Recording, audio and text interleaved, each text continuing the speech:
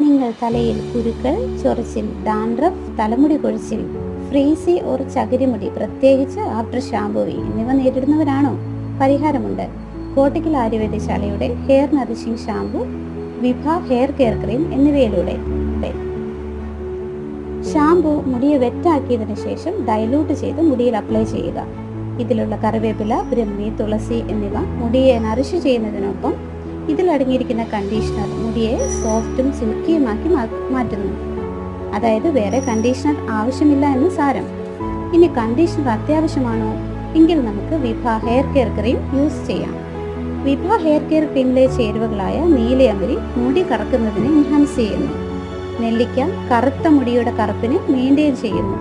കയ്യോന്നി മുടിയെ കൂടുതൽ സ്ട്രോങ് ആക്കുകയും നരയെ പ്രിവെൻറ്റ് ചെയ്യുകയും ചെയ്യുന്നു. അവസാനമായി വെളിച്ചെണ്ണ മുടിയെ മോയ്സ്ചറൈസ് ചെയ്യുകയും ഷൈനി സിൽക്കി അപ്പിയർ